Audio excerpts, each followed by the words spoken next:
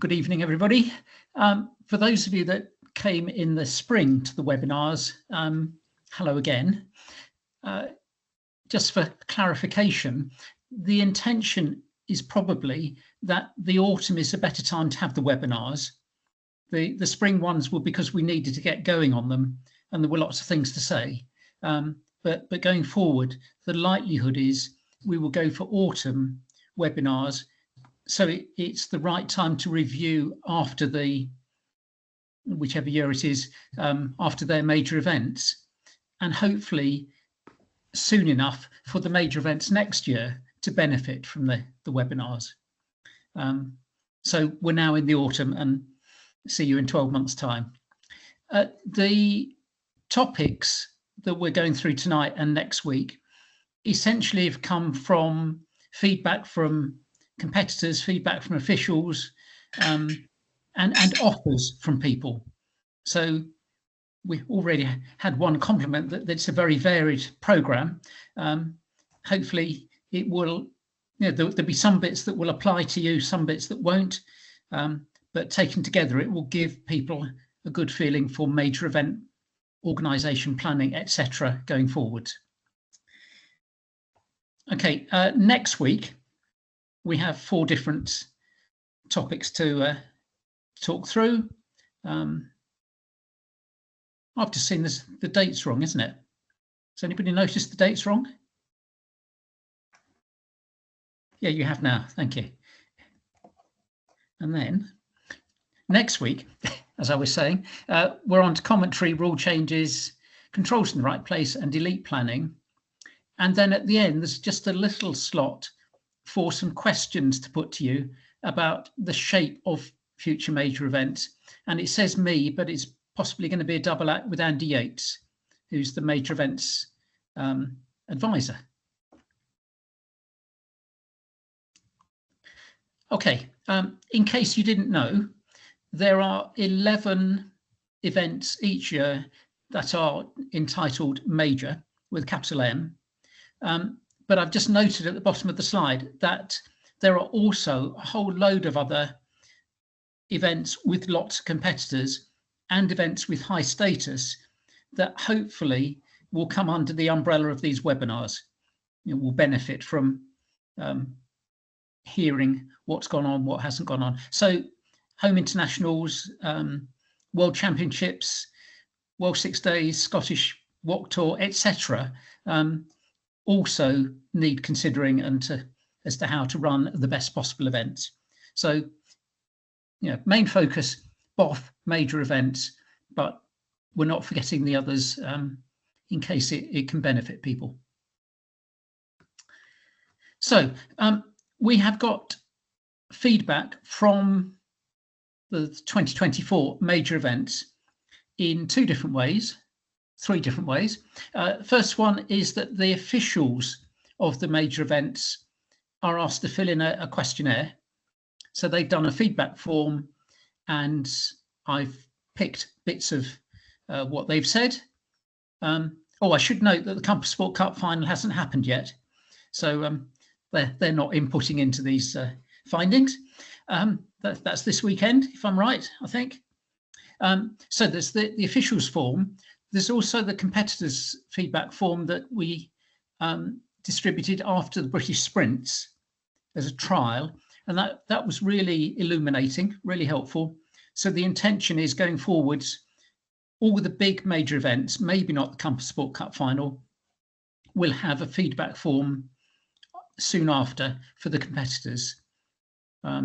Quite what it will look like, we'll have to see. But that's the intention. So from all that feedback, the third bit of feedback, third way of getting or learning lessons from the 2024 event is by taking part. So there's quite a lot of feedback just from people who took part in events and said things. So I'll start with the positives. It is in the nature of feedback that the list of positives is not very long. And the list of things to think about is really quite long. And I just want to say that's not a reflection of, the events. So please think about the positives and give them more weight than any of the negatives. So here is a short list, and some of them are really shorthand for what happened. So I think some things that went really well this year included the way that events dealt with last-minute crises.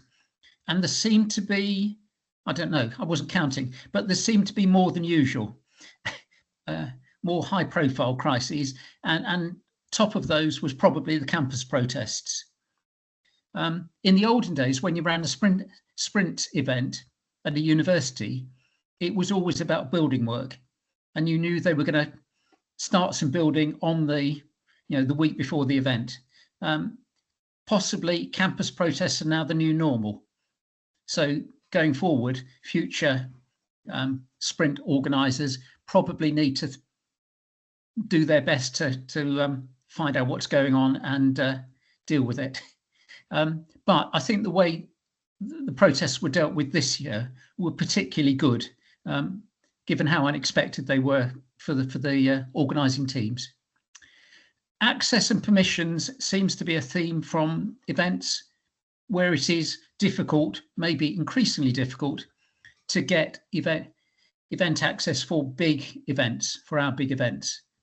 And some of it's to do with time of year, and some of it's to do with risk-averse landowners, etc. But again, this year it took a lot of work, but I think credit to those who dealt with the access and the permissions and enabled the events to go ahead.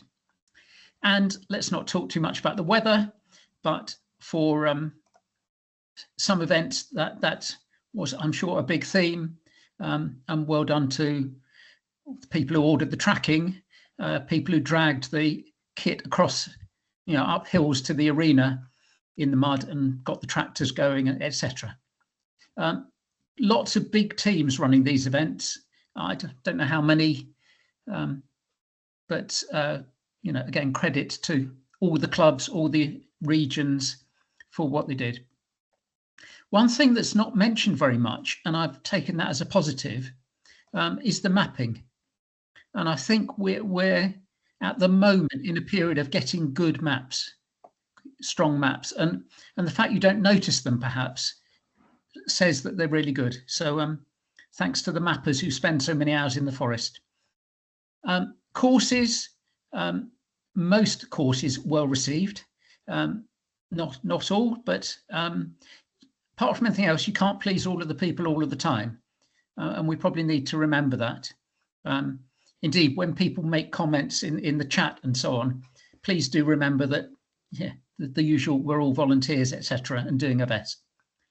And one thing I just threw in there because it caught my attention from the feedback was that there have been some requests to organisers for special arrangements, and there was quite a lot of praise for the ways that the organisers did adapt various parts of the event for people who'd asked for that adaptation. So well done for that. And future organisers, maybe need to bear that in mind and be prepared when the email drops into their inbox. Okay. I've now separated the things to think about by role. This is a slightly dangerous thing to do because the organizer does everything and does nothing, if you know what I mean. So things that are under the organizer's banner might well be picked up by the planner, by the parking person, whatever. So that's hence the plus. So if you are involved in a 2025 or 26 event, as we go through these, you might just want to think, oh, that's a good idea, or that's a bad idea, or tick, we've already thought about that. Half of them won't apply to you, that's fine. But if there's anything here that improves your event going forwards, then that's great. So a question: if you are a 2025 team are you having a Zoom meeting or equivalent with the 2024 equivalent team? It may be that you're both too polite and to say to the other, could you give up an hour of your time one evening just to talk through 2024 lessons to help the 2025 team? So I would encourage, and it could just be the organisers talking to each other.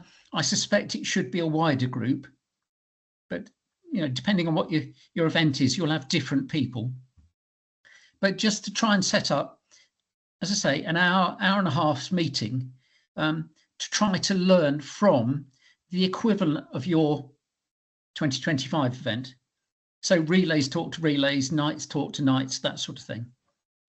And then on the same theme, if you're doing a 2026 event, are you going to go to the 2025 event and ask to be an observer? Right, you can definitely run, but this is common with some people do this naturally, and other people say, well, I don't want to bother them because they're very busy. I think you should bother them, and if you are running the finish at the 2026 something, go to the 2025 event and stand in the finish with your clipboard, but also run. It doesn't stop you running, and hopefully the 2025 people will be happy to accommodate you. So that's about learning from the specific event in the previous year.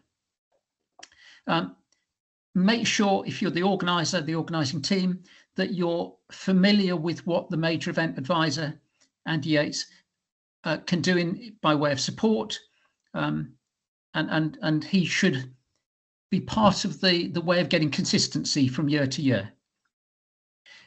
I just note this, there is a question about some of the BOF resources, such as the kit list being out of date. And maybe we need better ways of issuing and returning the BOF kit. So if you are an organizer and you're likely to need the sort of kit that BOF has, just note that and talk to Andy perhaps, or talk to BOF, so that you don't find out at the last minute that something isn't available. Commentary, I've put a star next to it because we've got a session on it. But commentary is one of those things that if you don't consider it early, it becomes difficult. The planners need to be thinking about commentary the moment they get into Purple Pen or Condes, whatever, rather than doing their courses and then thinking, how can we adapt it for commentary? So that's in webinar 2. Some feedback from 2024 events said elite GPS tracking is obviously very possible. Consider whether the amount of work it generates is worth the benefits. Do you need a big screen actually to show the action? Does it have implications for quarantine? Or is it just to get an accurate track to upload later on, some days after the event? So if you're going to have it, great, but incorporate it into your event in a big way. And just be aware that elite starts for world ranking events are very different from mainstream. So don't try and put them in the same area as the rest of us.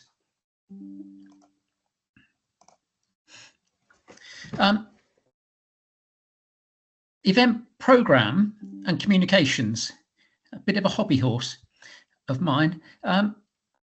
Have you got clear key dates on your website fairly soon? And by key dates, they're key dates for the competitor. So when will entries open? When are the price dates? When will final details be published? When will start lists be published? Those sorts of things should be on websites many, many months before the actual event. And one would hope that the organising teams worked it out already, but then they don't tell people. So that would go down well. Final details are traditionally A4 sized, and some people do print them out and lots of people don't. So at some point, are we going to say, and this is up to you for your event, are we going to say actually everything's online now? So it's web pages rather than having to get it into A4 sized. We've got,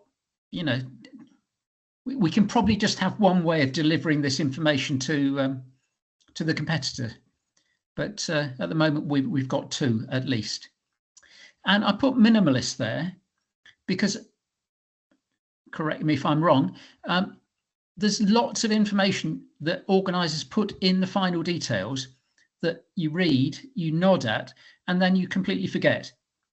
So honestly, I don't know why people put the start diagram in that says at -4 you get control descriptions. I don't need to know that unless you're doing something weird and wacky in your start layout. And if you are, why? I just want to be able to turn up to the start and work my way through it in the knowledge that I get to the start line and there's my map. If you tell me lots of things about the start, like courses 1 to 7 are on the left, I just won't cope with that much over information. So why put it in the final details? And that's just an example. And then the other bit is what you want people to remember when they come to the event. And clearly you do need to know how far it is from the car park to the arena and the arena to the red start and things like that. You need to know that in advance. Location of the loos, you could put it in the final details, but I don't print those final details and take them with me to the event. So that's down to signage. And you can't then say to the competitors, but there are extra loos over there, they were in the final details. Does that make sense? It's you're hoping that everybody has got all the information in the final details in their head, and everybody else might, but I can't cope with that. So please cater for me at least. Trello is an interesting one because Trello isn't part of some of our major events, and it needs to, if it is on at the same time, there needs clarity about, for example, whether you're sharing prize givings, whether you're sharing the website, so things like that. So if there is a Trello in association with your major event, I think liaison between the coordinators, the organisers, is really important early on. Again, feedback from organisers from this year. If you're thinking about tracking, which is expensive, consider busing from some big car park somewhere, and you might find that the finances aren't as different as you might have expected. So just have parking contingency plans if you're likely to need them. Permissions suggested that some events would benefit from a dedicated access person. And again, it depends on your event, depends on your context, but it's just a suggestion that I think some events this year either used or wish they'd used. Rule changes. We have got the rule changes for competition rules in this session with Barry, and Alan Wallace is doing the main BOF rules in the next session. So you should know about them by the middle of October. But I just throw in there, please get your waivers in if you want to apply to waive any rules early to Events and Competitions Committee rather than later. Another hobby horse is about decent design of starts, and it came up this year in major events. It's quite a technical art to get a decent start for a JK, for a British Champs. And it needs really careful planning, really careful teamwork. And we have had problems with people allowing a certain amount of time to set it up and discovering it took twice as long. And you have problems about getting the kit or the maps or the whatever to the start. So I would just say the start team leader is a key official in some of the events, and they need to be appointed early and working early. Safety. Question about what sort of first aid cover you need at your event. There isn't a right answer, but Tim is going to give you an idea of what would be appropriate for big level A's and small level D's, etc. One event helpfully said they had a bit of an issue with photography of a child who turned out to be protected. It wasn't that the event had done anything wrong, but having taken the photographs, I think, if I've got it right, the parents then said, but. So they sorted it out, but it was one of those, would have been nice if they could have been informed by the parent earlier. So just be aware that all those words on photography that we put in the details do sometimes have a purpose. We talked in the spring about physical demands for older competitors. There have been some really good articles in Compass Sport about it. And again, just worth planners, controllers talking it through before just throwing some controls on a map. And the final one on this, just throwing something out there. We have the system where you go out from your start and you have as long as you like up to the course closing time. So if you start at 10 o'clock, you've got a great deal of time compared with somebody who starts at 1 o'clock. I don't know how wide that is, but I think some countries or some places don't have that. They have, 2 hours or whatever it might be as a maximum time for everybody. I've even heard from somebody, I don't know if they're in attendance, for a junior who took more than their allotted time, say it was 2 hours, and they sent out the search party at that point, not waiting till 3 o'clock in the afternoon. So that makes quite a lot of sense to me. So as I say, just throwing it out there as something to consider. Relays, couple of comments from the 2024 relay people. And the first one is simply that we don't have rules or much guidance on how gaffled relays should be. And I think there isn't an answer, a simple answer. And it might depend between whether it's the mini relay or the open relay or whatever. I think Neil Crickmore might correct me, but I think he's put something about gaffling in Compass Sports articles, but if not, he might do in a future one.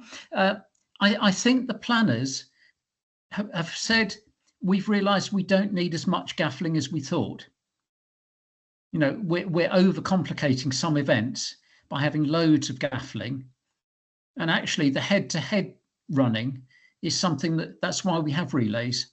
So it's again worth the discussion between planners, controllers, etc., and with the 2024 events before deciding how many gaffles you're going to have in your relays this year. And again, just a bit of feedback from one event who quite rightly were checking dibbers or runner identity as they go in to pick up their map, and discovered people about to run the wrong leg. And I don't think this was malicious, but they simply turned up for leg 3 and they'd been declared as turned up for leg 2 and they'd been declared as leg 3.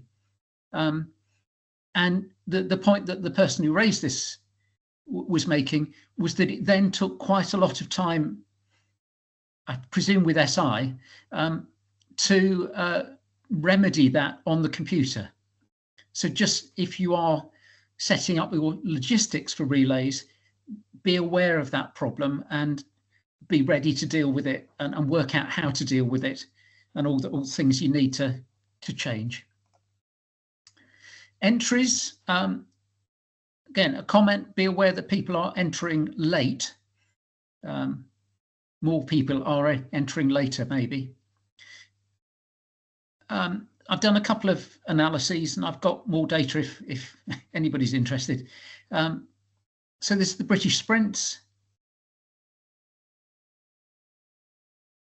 And the 24%, the 23% are the price dates. So you can see how it pans out. And if I think I've got another one, British middles, slightly different pattern, but you know, in the last 3 weeks, that's a third of your entry. And I think this was raised for two reasons. One is it's got financial implications if you don't know how many people are turning up. So people get worried.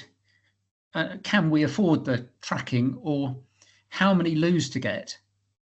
But equally, there are some cases where you don't run certain courses or classes because you haven't got any competitors, or number of heats of sprints, things like that.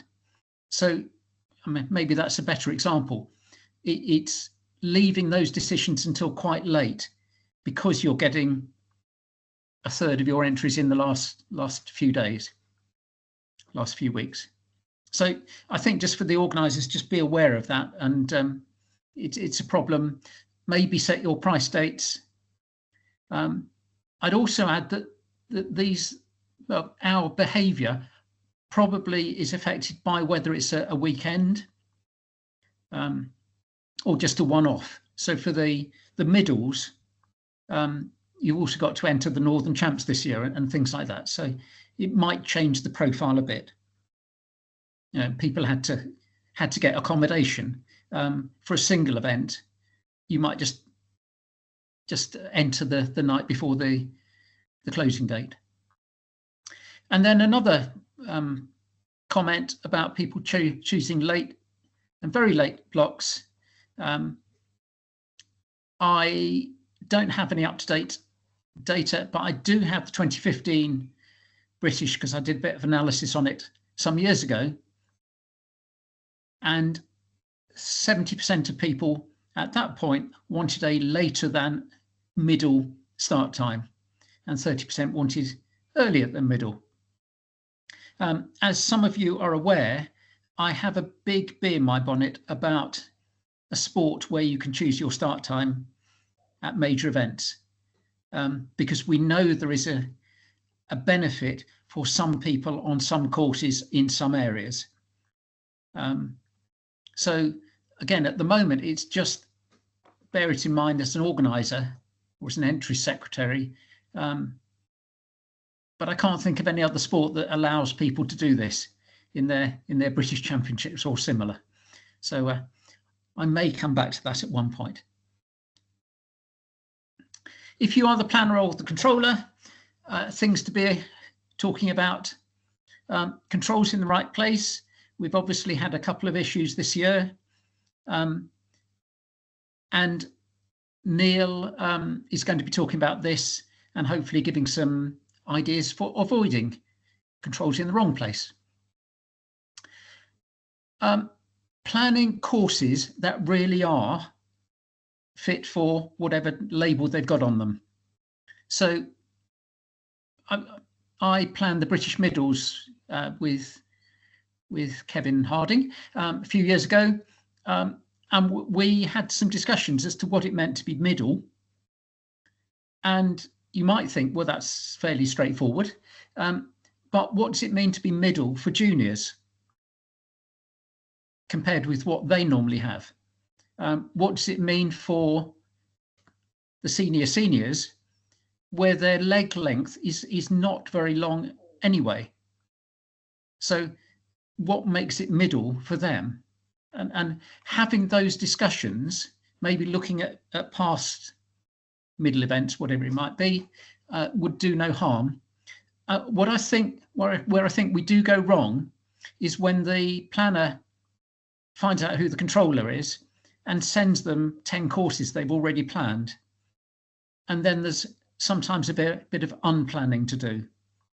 So what I suggest with planners that I work with is that we start with 1 or 2 draft courses, typically a long and a short junior, and we agree what that should look like, and then that gives the green light to plan the rest of them. And it's also confirmed that the start's in a good place, suitable for juniors and for elite, etc. And then for some events, not all events by any means, it's worth getting elites to test run parts or all of the courses and some of the controls. And that gives the planner and controller really strong feedback that they're on the right tracks. So just commend that to you. Again, the 2 with asterisks, we've got Nick in webinar 2 and Graeme in webinar 1, just talking about sprints and elite planning. And then the role of the controller, just throwing it out there. Rule 12.9 says that, and you can read it. And the controller's name appears quite often in the rules, but this is the key function of a controller. Is that adequate, is my question. And does the planner think that's all they should be doing? Or does the planner think they should be doing more? So at this point, Joe is going to weave his magic and give you a poll, isn't he? So I can see a good way over half of everybody, and we've had roughly 85+% of people saying yes and 20% saying no. Thank you. I would say this, but that's the right answer. The problem is, if you're the controller and you've put yes, and your planner has put no, which is possible, isn't it? What I'm saying here is, I think planners and controllers would do well to chat through a few what ifs around this topic, and organisers indeed. It's the controller's job to check that the commentary is going to be in the right place. Things like that. So I would strengthen the controller's arm in interfering in some areas that the rules don't actually give you, don't suggest you should be doing. I hope that makes sense. Do put in the chat if not, or if you disagree. Okay, just about finished. So that's the reviews of 2024, suggestions for 2025 and beyond. And just a note to level A controllers that I'm hoping to get 2026 events out to you in the next few weeks. So watch out for that email. Good, that's all from me. Joe or Howard, do you want to pick up any comments? So there's been some good discussion throughout, and I think there's I could go for a little while, but there's just a bit of discussion, talking about earlier on about the large boards for layout. Emma mentioned at O-Ring, and they have a huge board on the way in, but the appreciation that it's a lot bigger of an arena. Some discussion about making sure, one of the comments that I caught up was John saying, please avoid using some final details unless they are truly final, as having a final version V8 document means that somebody might be on V7 and missing out on something important. I'm trying to run through a few more whilst keeping us a bit on time, but I'd definitely recommend everybody keep an eye on the chat along through there. I will make sure to sort of export the chat as well, and put it on a big document for everybody as well. No direct questions though. Excellent. Okay, well, thank you very much. And I'm sure if you've got anything you want to take up with me afterwards, then do get in touch. Over to Graeme, I think. Yeah. Right. Perfect. Okay. So sorry about the cock up there. I'm Graeme Ackland, and I'll try to make up a bit of time. Thank you for all turning up, and I'll share you some of my thoughts about sprint planning. For those of you who don't know me, I'm a member of really rather too many clubs, and among other things, I set the walk sprint relay this year. So sprint planning. Now, can I get the next page? No, that seems to be working. Oh, for God's sake. There we go. Right, so one of the questions about sprint is there a difference between elite sprint and non-elite sprint? And what exactly are we doing? And I like to think of sprint as being thought of by 4 different Fs of things that we focus on, which are: it needs to be fair, it needs to be frenetic, and I'll explain a bit later what I mean by that and what I don't mean by that, fast and fun. And the difference between an elite sprint, which is probably most of the major events, and a non-elite sprint is not that the competitors are under 40, it's really the difference of priorities of these 4 Fs. So for an elite sprint, where people really care about the results, they're worried about the competition rather than just participation, it has to be fair. It should always be frenetic. It should be fast, and it should be fun, but that's somehow the least major priority. For a non-elite sprint, the same things apply, but in a different order. So primarily you're looking to be fun. It should also be fast. It can be frenetic. And if it's not particularly fair, well, you can sort of live with that. And most urbans probably fall into the non-elite category here. So two of the things that I organised this year, Walk 2024, you probably all know about. This is Sprinterlope, which is my Wednesday evening thing. And this is definitely in the non-elite. It's supposed to be fun. Now, both of these things are equally valid. And full disclosure, Sprinterlope turned out to be a sponsor of WOC. And we should not forget that most of the elite events that we put on are basically funded by non-elite people. Okay, so that's what it is. So my second point is that orienteering sprint is really a sprint for the mind. It's not primarily about being able to run quickly, although that is important. What you're trying to do is to challenge competitors to make lots of simple decisions, to solve route choice puzzles, and also to generate time to manage the course and execute each leg, all at the same time as running as fast as they can. So this means it has low technical difficulty. If you look in the BOF guidelines, it says technical difficulty 3. And these things are what I think of as being frenetic. Lots of stuff going on. It's not difficult, but there's just a lot of it coming at you all the time. What it isn't, it is not an examination in the latest IS Prom standards. So of course we all know what the mapping standards are, but the point of a sprint is not to test whether you know that. That's supposed to help to make a frenetic race. Similarly, it's not a test in whether you can interpret pictorial control descriptions. We're all supposed to be able to do that. Without the event, we can't. But as a planner, you're not testing those as being skills. And it's also not a test in finding hidden flags when I get into the circle, particularly at large events, because what happens, this is also probably more true in forest, if you have a flag that's hard to find when you're close, what you in fact find is the big group of people hanging around at it. And that completely obviates any advantage you might have thought there was in making this leg technical and tucking the flag in. One just slight difference in sprint is that I think it's a bad idea to have very long sight lines where you can see the flag from a mile off. And here's why. So here's a photograph of a leg from WOC. Here's a test runner. And you can see on the right where the leg is. So the test runner is where that blue line is. You can see the control is right ahead of him. And it's in this little gap here. But he can't see it yet. That's fine. He knows exactly where he's going. But if you look at what he's doing, he's looking for the flag because he can't see it yet. He's not planning ahead.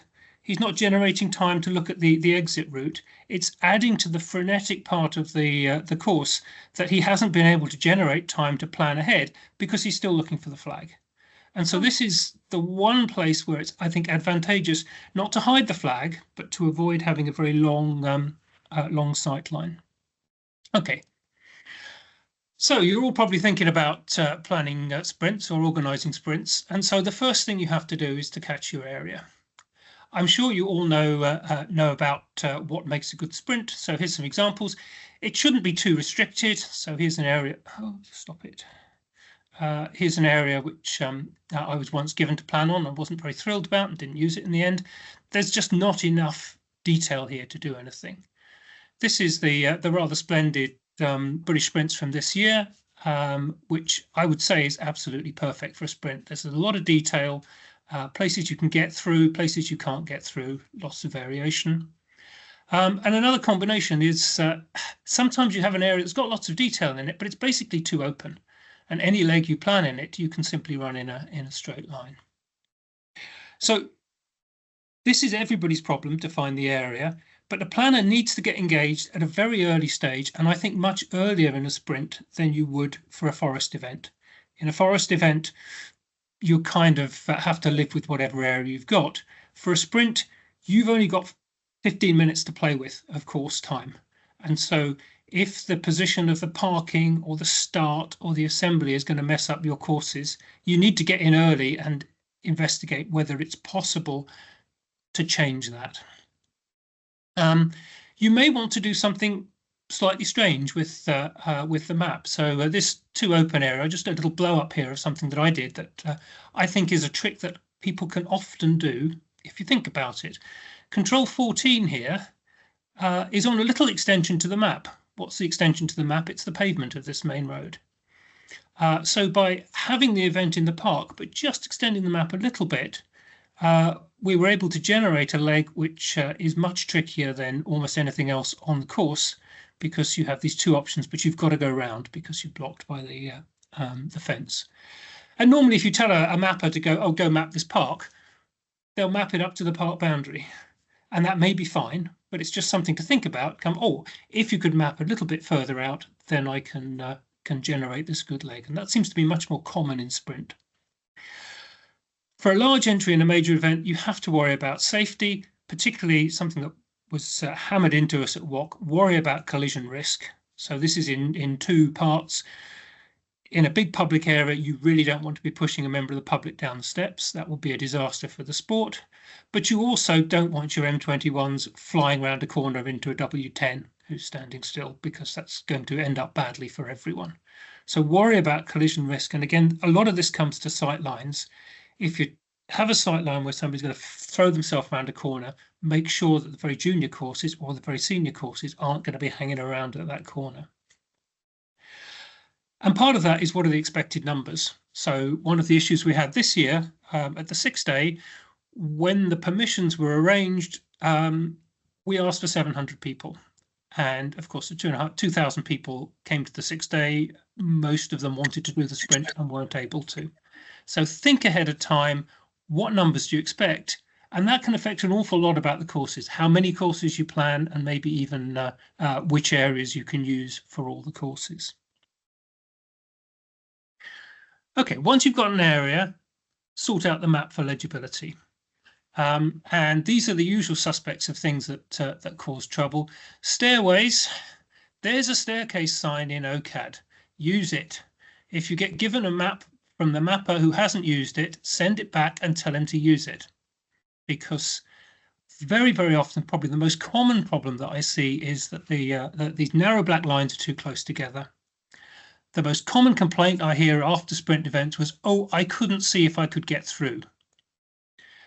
The most common resolution people come up with that is, can I have a 1 to 3,000 map, a 1 to 2,000 map? And almost invariably, when you look at where the problem was, it wasn't the map scale. It was just that the staircase wasn't drawn properly. The lines were too close together. There are lots of mapping standards as to how close lines are allowed to be. Follow them, because if you don't, the map will become illegible. The other usual suspect problem is what's the difference between fight, which is supposedly in practice running reduced to less than 20%, and uncrossable, which you're not allowed to cross. So unfortunately, the sprint standards are flipped backwards and forwards between what these two things mean. But the main point I want to make here is that the mapper can't get this right. The mapper cannot know what you want to be legal to cross and what you don't. The mapper will make a best guess, but when you get the map, you need to look at what's been mapped and say, yes, I'm quite happy with this being a fight because typically nobody's going to run through the middle of that bush because you can go either side of it. Or possibly there's no way I can possibly police this, so I'm going to allow people to come and have a go if they think they're hard enough and jump over it. Alternatively, you may decide, no, I really don't want people to cross this vegetation. So picking between these two things is a common issue. You can't expect the mapper to get it right. As the planner, you have to go in there and sort it out for yourself. And so a top tip for legibility, which I think all planners should do, once you've planned the course, go to your crappy home printer, print it out at the scale you're going to give to the competitors, and run around the course. And if you can't read it, you have a problem and you need to sort that out with the map. What you should not do is sit on your screen, sort of multiply enlarge, and then go out with a 1 to 2000 map and go, oh, I can read this fine, and then be surprised when people issued with a 1 to 4000 can't read it. Okay, so a little issue from this year with the green. So here's an issue that came up in the JK this year. This is leg 2 to 3 on the elite course. The fastest split on that was recorded by Frank Townley. Frank is a WOC planner. He got no other splits in the top 10. And the issue is that this hedge here, which I can see drawn here, is mapped as green allowed to cross. Now, Frank, who's a WOC planner, looked at the warm-up map, noticed that there was no forbidden green in the warm-up map, and decided that it was fair game to go through anything that he saw. So when he was faced with this hedge, he thought, yeah, I can get over that. And he just went straight and he got the fastest split on the leg.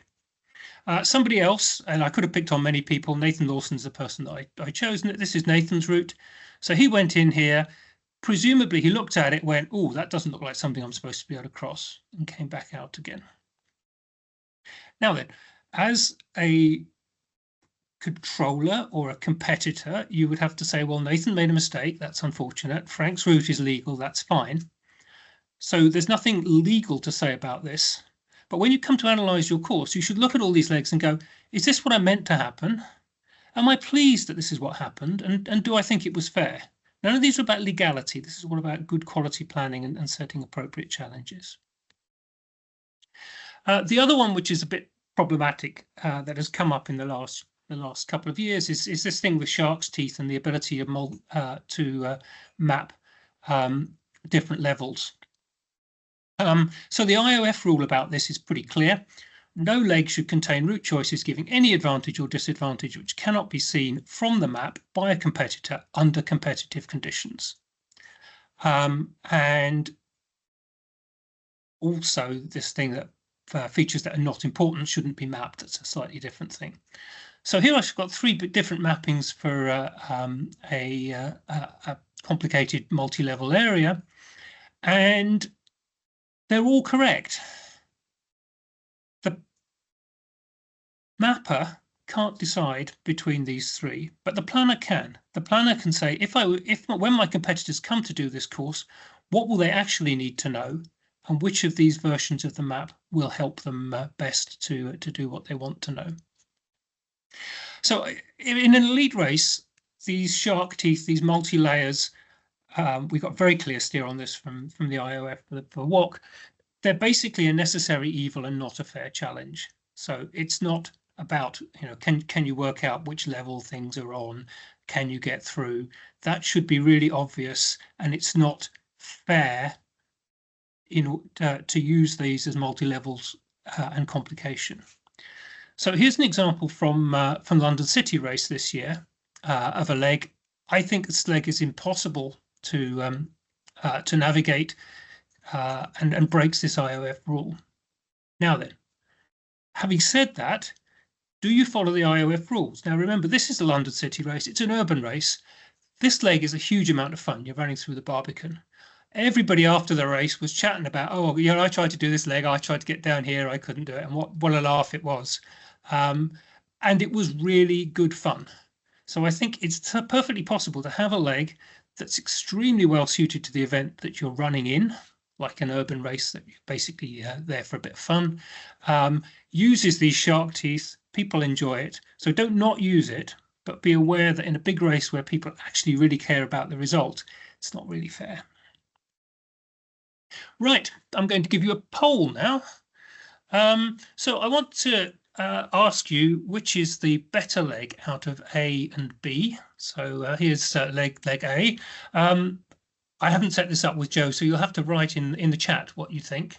And if you want to write in the chat, also give me a bit of feedback for which one you think is better. So here's A. Have a look at this for like 5 seconds. 2, 4, 5. Here's B at the bottom now. 1, 2, 5. And now put in the chat, did you like A or did you like B? And do you have any comments about it? I did work quickly on my feet, Graeme. I did launch a poll with it on. That should be. Oh, you did? Okay, perfect. I believe it should have. It should have launched. Fantastic, Joe. Right. Well, while we're sorting out the poll results, I'm going to go on to one other thing about long legs, which is another thing about being frenetic.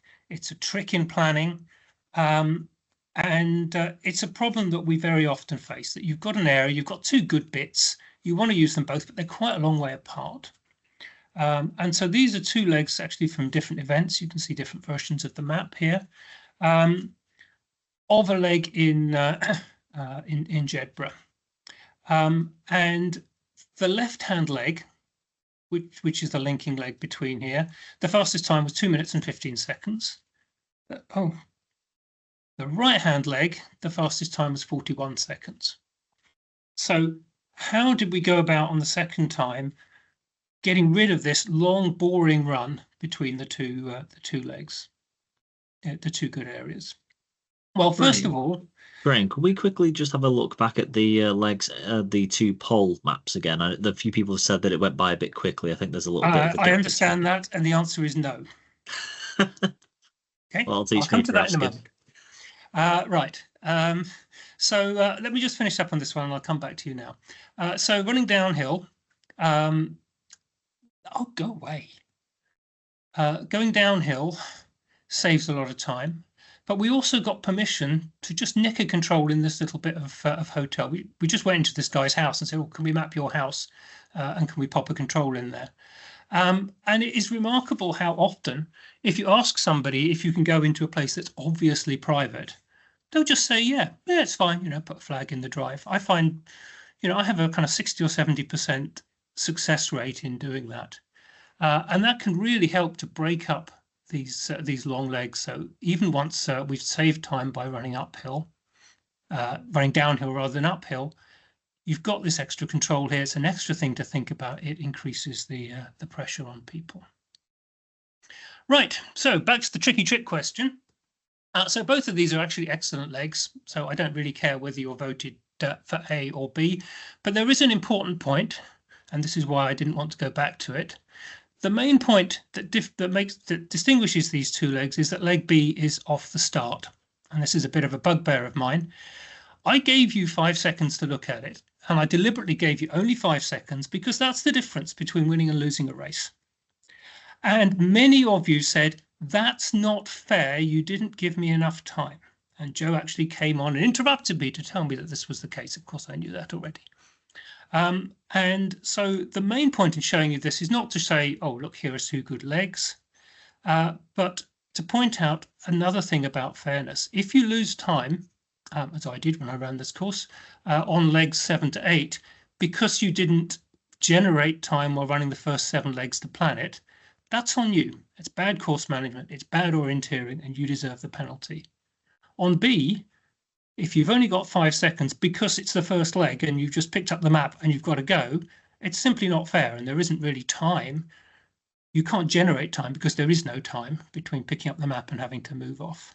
And so this is a bit of a bugbear of mine. You shouldn't start a course with a long route choice, because the correct answer is to guess and guess right, or actually more often just to follow the guy in front, whichever way they went. And neither of those are skills we should be testing. All right, nearly done now. Just talk about a couple of things which I'm not going to lecture you about, because they are still evolving aspects of sprint, and we, I think, don't yet know the best way to deal with them. Artificial barriers. So here's a course that Frank Townley planned for the pre-WOC people, transforming an area where basically everything goes through into an area where the best route is actually quite convoluted, difficult to execute, and somewhat difficult to see. It's very difficult to know where this is going to go, but the questions that need to be addressed, and I think it would be useful for BOF to have a think about trying to do it. You have to worry about the clarity of the map. There's a lot of purple on the map here, and you don't want to clutter the map with too much purple. Generally, if you put barriers in, the point is to generate difficult route choices. You're not trying to trap people into going through somewhere illegal so you can disqualify them. So you want it to be super clear on the ground what people can and can't do. But you may not have a lot of marshals. And I think there's an open question here of what can you realistically put on the ground? You can't necessarily put a big steel barrier across a road for a small event. Is it okay to mark it on the map and assume that, just as we assume people won't go into olive green, they won't go through a barrier? Do we need to police it? And if we do police it, should marshals tell people to go back? And perhaps one of the key points is, should we move to a position where we can disqualify people who have splits that are so unbelievably fast they must have gone through the barrier? So you can see here on several of these legs, if you run straight through the barriers, you will go much faster than anybody could possibly go. And I think probably in terms of reducing the manpower required, particularly at smaller events, we need to start thinking about saying, no, we just don't believe that you could have done that, and you're going to get disqualified for that. Similarly, you're probably all familiar that at WOC we had a maze. That may become a coming thing in planning sprints. They're not that difficult to build, but there are some issues to worry about. So, for example, are you allowed to punch over a barrier with the SI air? Spoilers, actually you are. There's nothing in the IOF rules to stop you doing that. So you need to think about where controls are so that doesn't happen. The mapping standards require that between the ends of fences you have a 4-meter gap. And if you're going to start having a maze where a couple of seconds is important, I think if you map a 4-meter gap, you better have a 4-meter gap.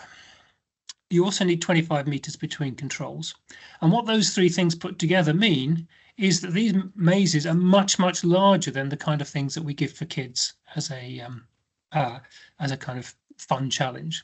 So if you're going to think about doing mazes, be aware of the difficulties posed by the various rules that exist. Okay, so finally, you've had your event, you go home, you relax. No, you should have a quick look just to review. Did it go as you wanted? Was it what you intended? Are you pleased at what happens? Do you think it was fair? I think WinSplits is a fantastic resource for this, because you can just look at the pictures. So here are two pictures here, and you look at these, you see in the first event, most people made a mistake somewhere along the line. Most of the legs made mistakes, and most people managed to solve the puzzle on each leg. So nothing was too hard. Everything was somewhat hard, and there were challenges for everyone. If you compare it with this WinSplits here, you can see that what happened here was half of the course is completely irrelevant. Everybody just charged around the second half of the course without making mistakes. All the mistakes were concentrated in the center, and suddenly what should have been a 15-minute race has turned into a 5-minute race. And I think it's something that many planners have not said they were aware of in the past, and it's worth looking at the thing afterwards and look at the legs where lots of mistakes were made and go, is this what intended? Are you pleased that that's where the mistakes was, and was it fair? Sometimes the answer will be yes, but very often you'll go, oh, they made this mistake. And I wish I hadn't done it like that, and next time I wouldn't.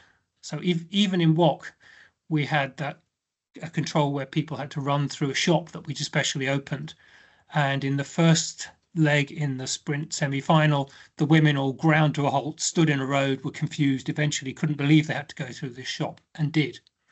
Now, it was all fair, the map was fine, but it wasn't what we wanted. It wasn't, well, I think it probably wasn't fair, although it was legal. And so we went out and we put barriers in place to make it much more obvious what they were supposed to do. So finally, top tips for planners. First of all, make sure you know the guidelines. You wouldn't be here if you weren't aware of that.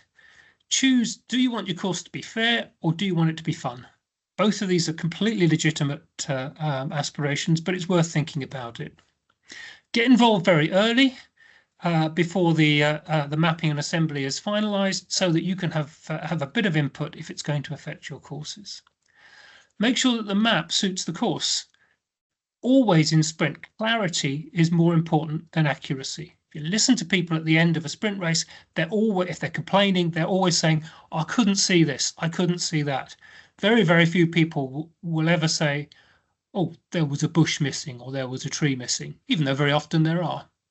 It's the clarity that's the most important thing. And if you have to compromise accuracy a bit, then do.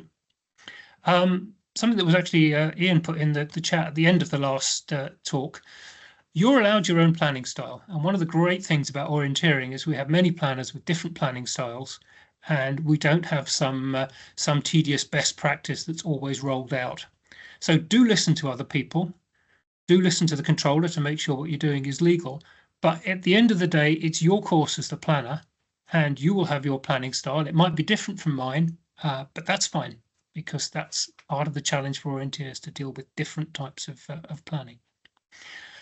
Test run, and then test run, and then when you're done with test running, get someone else to test run, because eventually you can't test run anymore. You're too familiar with the course and you just know how to run it.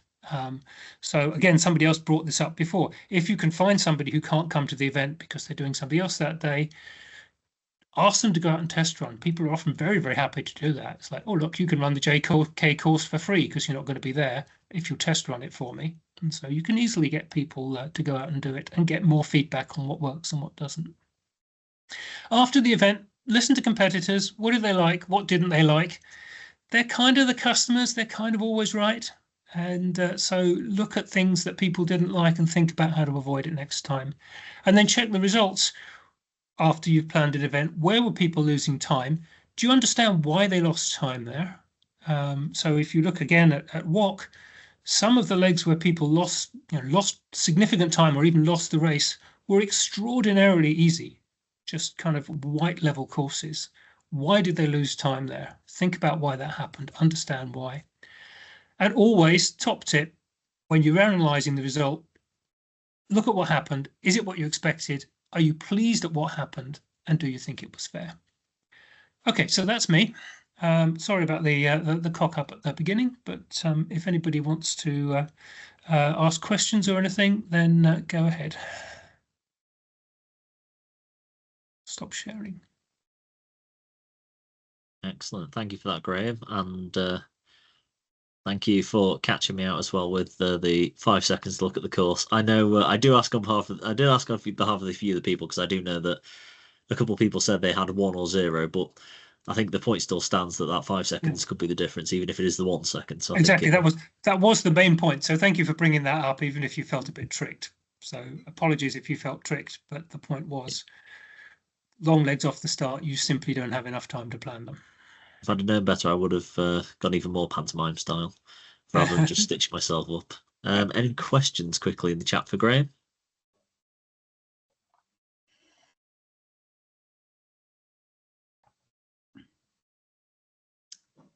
Okay, thank you very much, Graeme, then.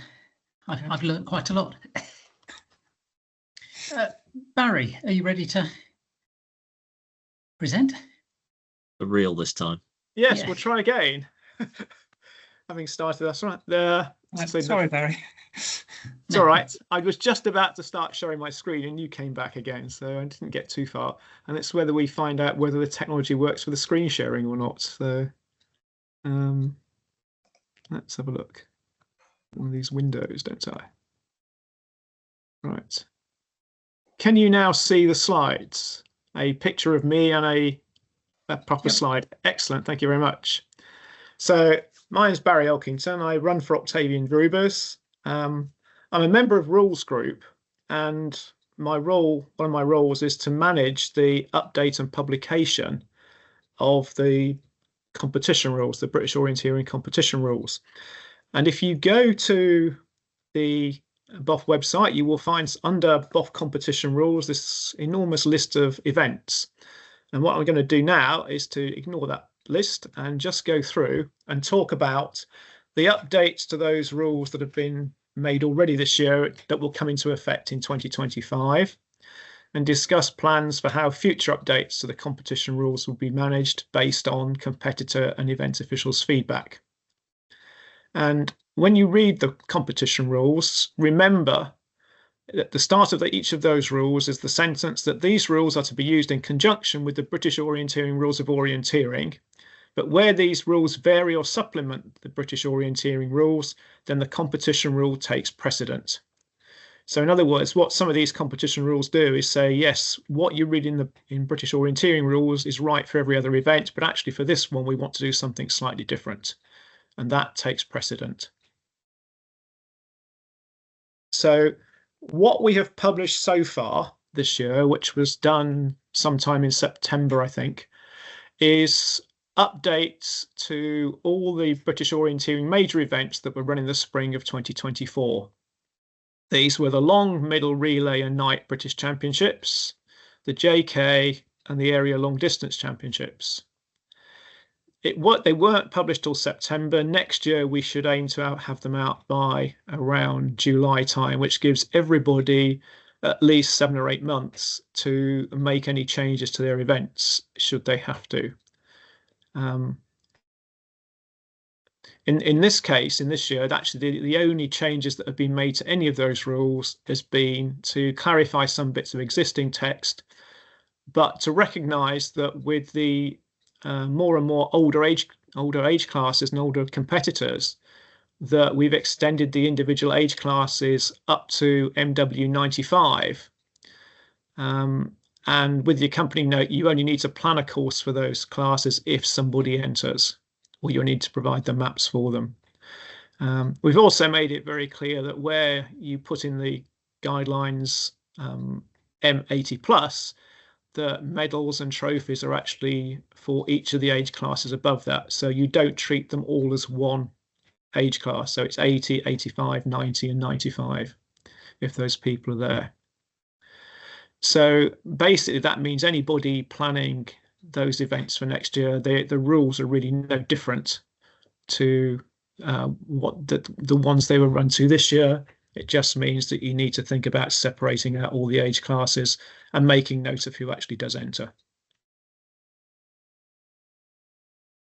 The other 2 British Championships were not run until June, and the updates to these will be published hopefully by the end of October. The British Sprint Champs, it's the second year it's been run with only the elite classes having 3 separate heats. Up until 2022, I think it was, everybody ran parallel heats and it all got very complicated. This was simplified to only have a single heat for everybody apart from the elite classes. What we're saying for next year is that the seeding in the heats, all age classes start the heats in reverse order of ranking. This was done this year and worked very well, and is actually fairly simple to do for the people producing the start lists. As I said, only the MW21 classes now have the parallel heats. The rules currently say they should also be there for MW18 and MW20, but in fact there aren't the number of competitors in those classes to warrant parallel heats. So they would just have a single heat, the same as everybody else. Another thing that's proposed and will come into force is to increase the amount of jeopardy in the heats, so that for classes with 12 or fewer entrants, only the top 6 will go through to the A final. Everyone else will go through to the B. Currently, only classes with 15 or more entrants are divided into A and B finals, which means in quite a few of the classes, people really get a free ride through the heats, and just have to go round without mispunching, and you're in the final. So that's something that we thought was a good idea based on the feedback, that actually there should be more jeopardy in trying to take it easy and hope you still get through to the final. The other thing that was done this year, which was really useful for the competitors, was that the times of the start blocks for the finals were published in the final details, which means you knew what time in the afternoon you were likely to be running, which avoids the problem of not knowing what time I'm going until the actual results are published and they publish the start times for the afternoon. You can figure out by looking at the results from the morning, okay, I'm in final A for M65, therefore I'm going to be starting sometime between 2:45 and 3 o'clock. So those are all the changes that will be done, and it really affects the sprint championships are in, I think, August next year. And I think the organisers, planners, controllers would do well to follow Alan's advice, which is to talk to the equivalent event officials for this year. The British Sprint Relay Championships brought up an interesting question that I don't think I'd ever thought of, and neither anybody else. Nowhere in the current rules does it state that a competitor can only run once for a team competitively. And we searched all the rules, all the BOF rules, all the IF rules, and nowhere does it say you can't run twice, or that you can't run for two different teams. So we've corrected that, and in fact it applied to all of the relays. So that's going into Alan Wallace's update, which he'll cover next week. So that was a bit of a surprise to everybody, I think. So, but other than that, the British Sprint Relays, the rules won't change.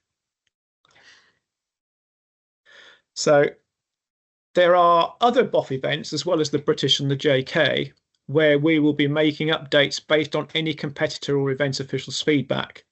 And this applies to this year and future years. So those are the three events: are the Harvester Relays, the Yvette Baker Trophy, and the Peter Palmer Junior Team Relay. Likewise, the competition rules include the UK Orienteering League, the badge scheme, and the ranking scheme, and any feedback will be used to update those prior to 2025.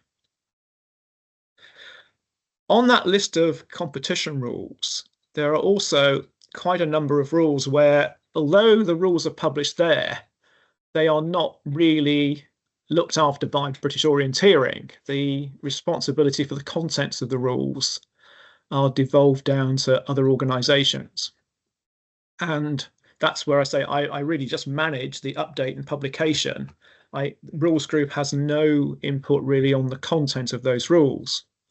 So going down in sequence, the Junior Interregional Championships are owned by the Junior Regional Orienteering Squads. They know far more about what the juniors want than Rules Group do. Likewise, British Schools Orienteering and the School Championships are looked after by the British Schools Orienteering Association. The Home Internationals have their own team managers meetings where they decide the rules that they want, and the Compass Sport Cup, Nick Barrable and his team of advisors look after those rules. But the great thing is all those rules can be linked to from that BOF competitions rules page. So it's one source. If you want to know competition rules for any big events that you're putting on, go and look on the BOF competitions rule page, which should tell you what the current version is, and will link through to that version. And I think on the next slide, yeah, are all on that the page that's given a link there. All the event officials involved with any of those events should make sure they've read and digested the latest version.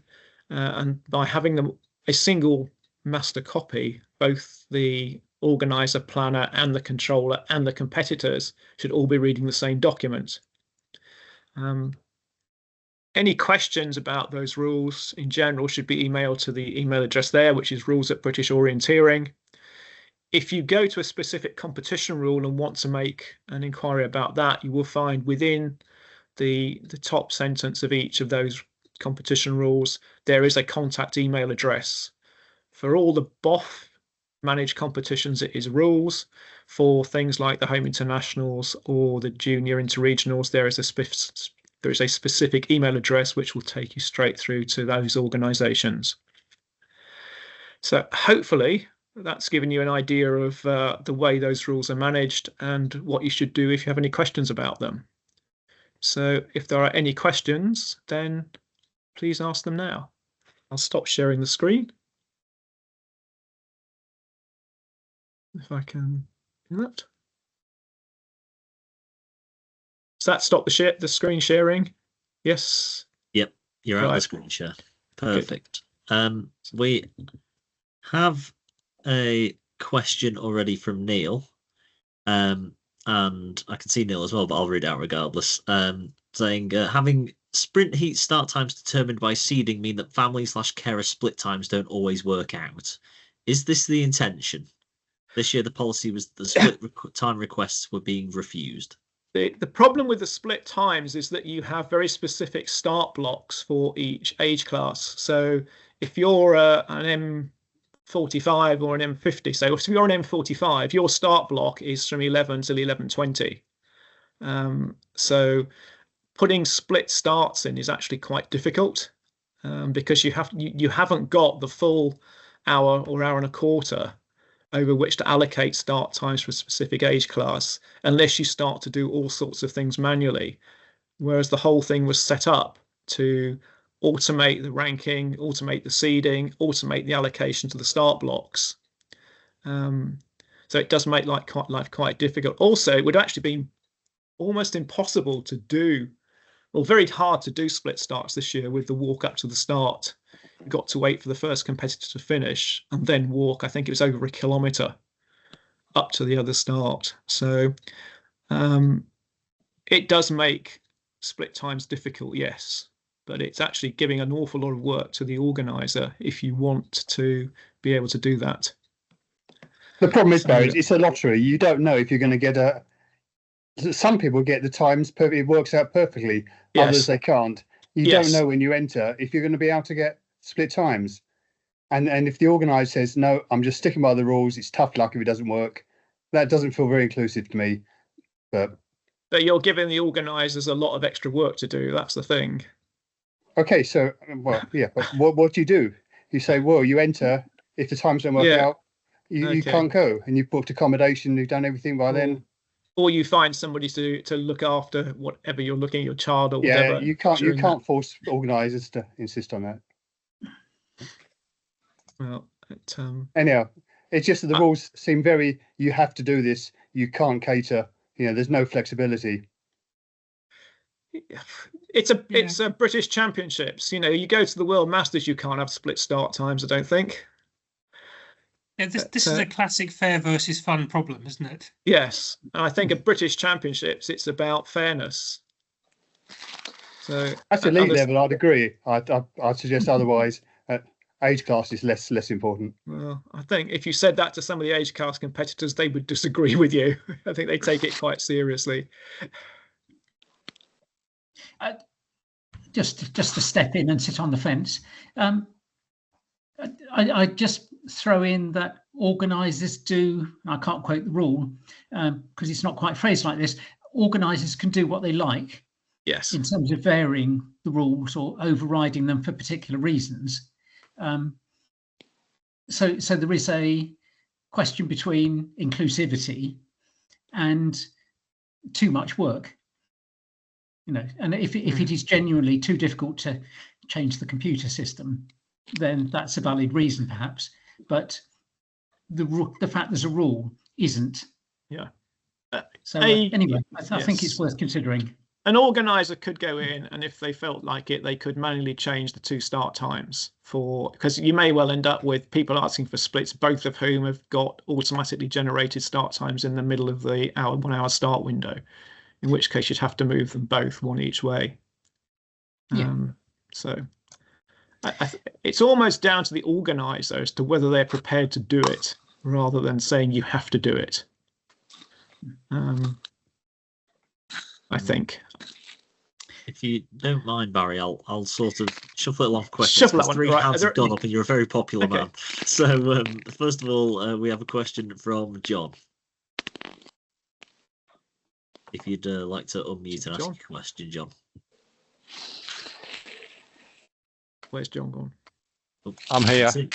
Actually, it was in response to that last query, and it was just a suggestion that if the start blocks for each age class for the heats are published early in the details, as Barry's referred to for the finals, then at least people in that situation could make an informed decision as to whether it would be worth them entering or not, whether they're likely to get times which are sufficiently far enough apart. The problem is with that, you can only publish very approximate start blocks before you've got your entries in. You don't know whether you're going to get 10 or 20 entries for a particular age class.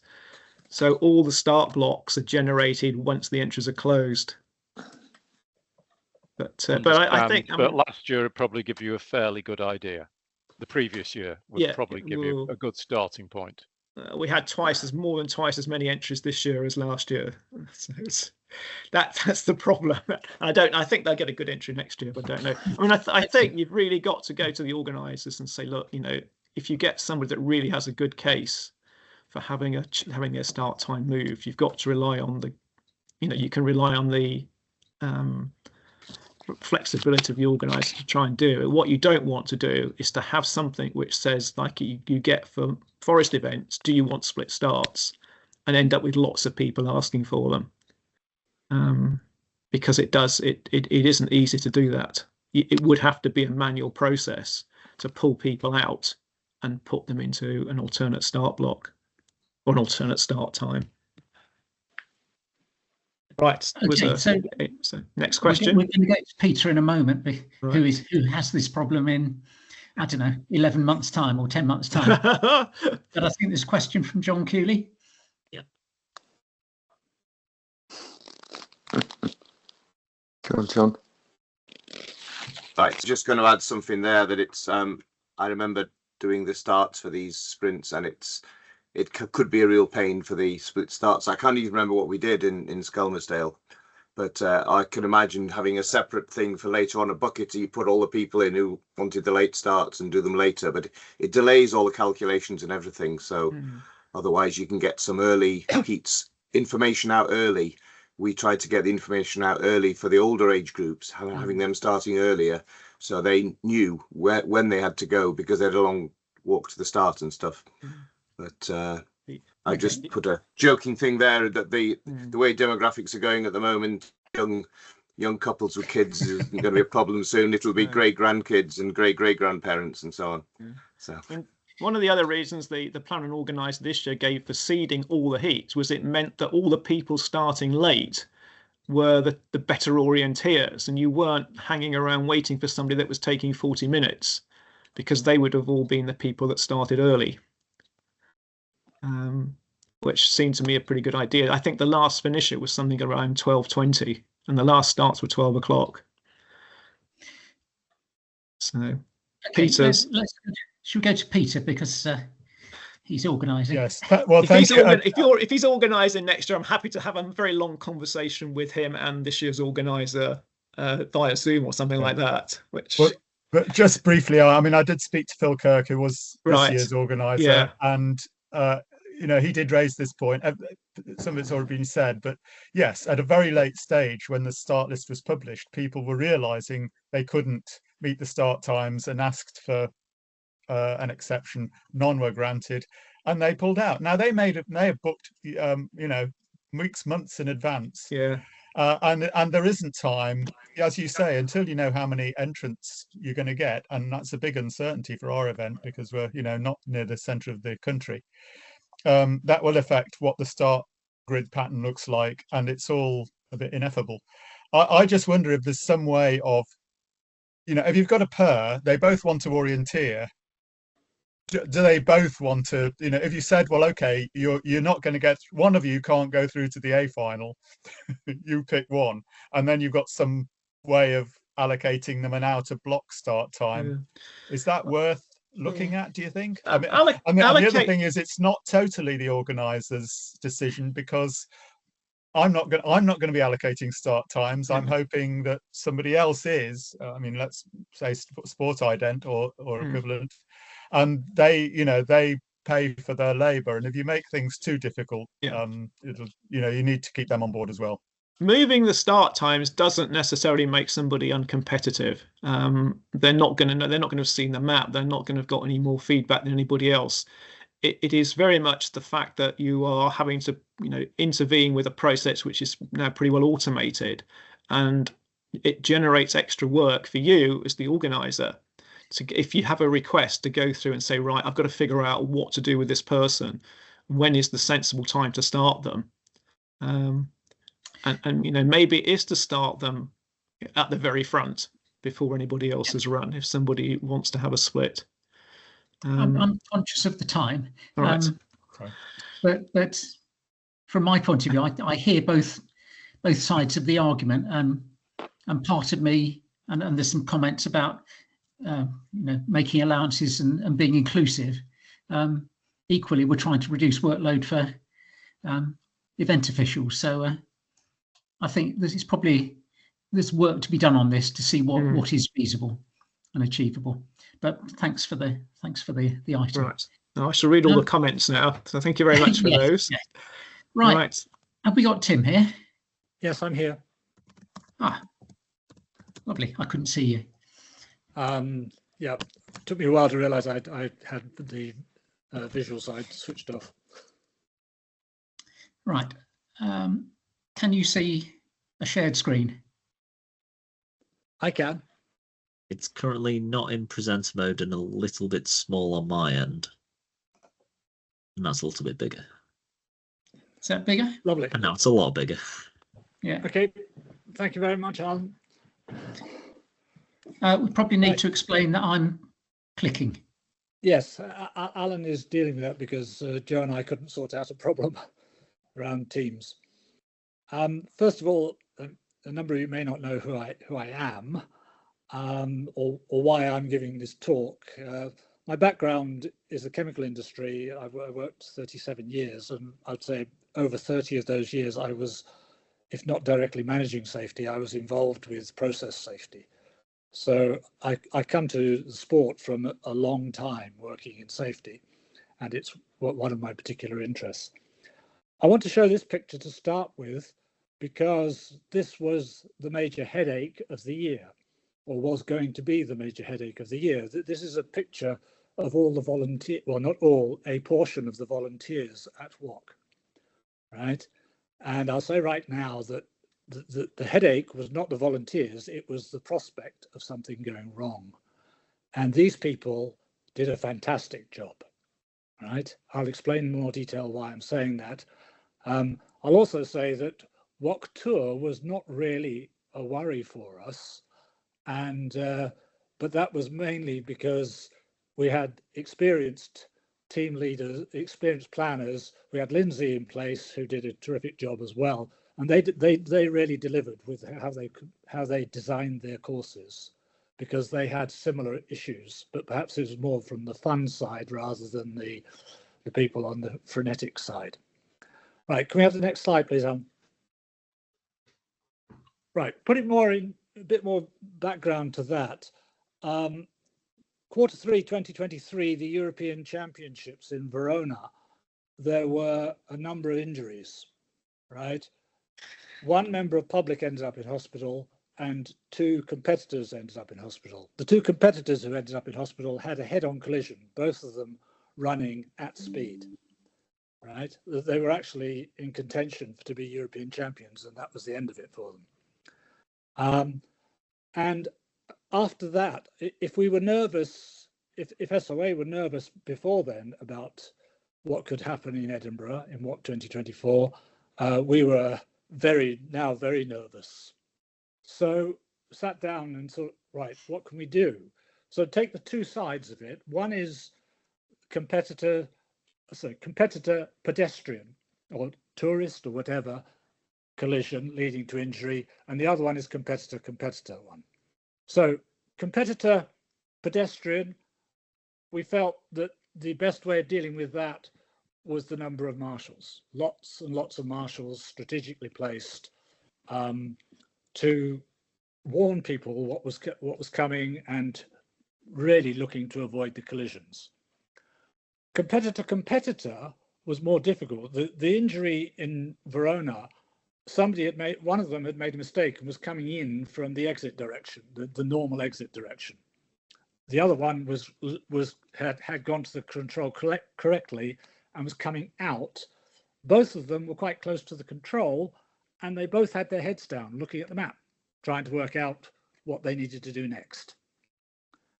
So what we decided, after much thought about what to do about this, we came up with the 40-meter rule, which is that if you take a control and have a radius of about 40 meters, that is perhaps the highest level of risk of a competitor collision from one of them coming in from the wrong direction.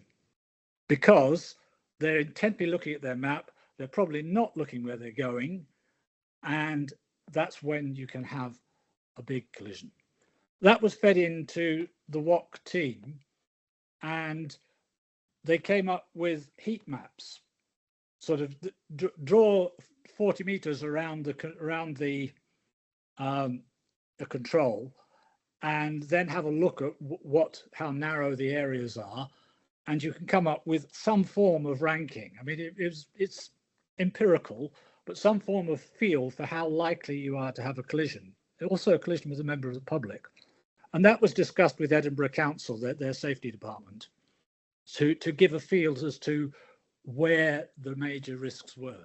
It was also helped to then allocate resources into those areas to try to warn people of what was coming.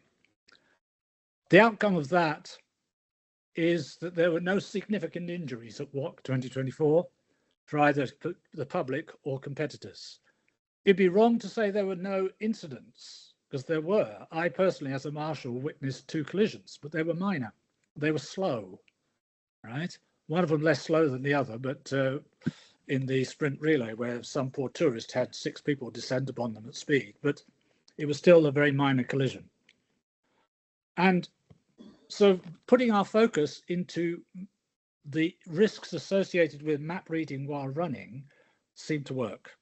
I think we were lucky as well, but it seemed to work. And that was a major success, but it also involved discussions with the people who ran the Verona one, what had gone right and what had gone wrong beforehand, discussions with people who were actually in Verona spectating. So what was their view of it? So we pulled all that together, and it translated into, from the safety side, a phenomenally successful WOC 24. Lindsay, I think you'd probably say very successful WOC 24 from WOC Tour as well. Right. Okay, next slide, please. Right. I'm just going to run very quickly through basics of risk assessment. I believe you know all of them, but I just want to make a few points at the end of it. Right. So basic side, one, you identify the hazard, which is the potential for harm. The second thing, the risk is the likelihood of the harm plus a measure of severity. And then you can come in with your risk reduction measures. Can we go to the next slide, please? Is it because it's diagrammatic on the next slide, Alan? Thanks. So if you're going to look at how you're going to reduce your risks, the first best way is if you can remove the hazard, then you completely eliminate the potential for harm. If you can't do that, then you want to reduce the probability of the harm occurring, right? Because the third one is you reduce the severity. You assume that the harm is going to occur and you look to have the severity.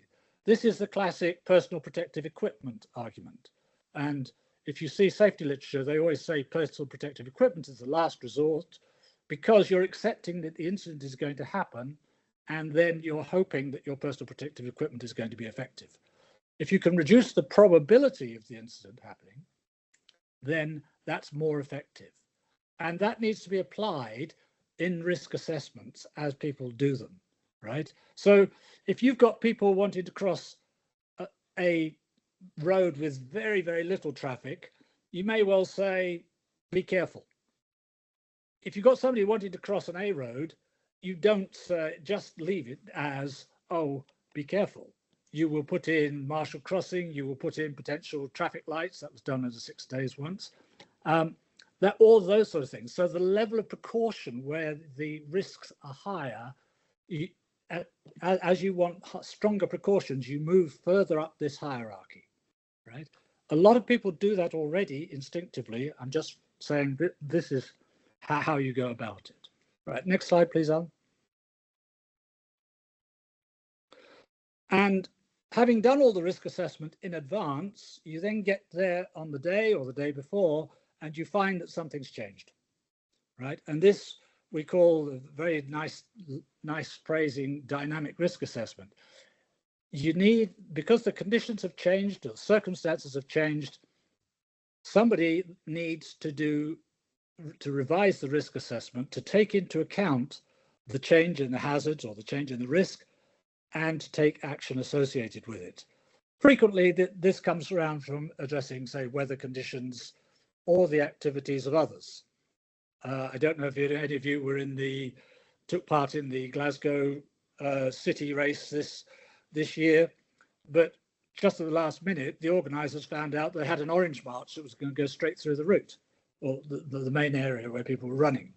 So they had to take action about that. That would come out of a dynamic risk assessment.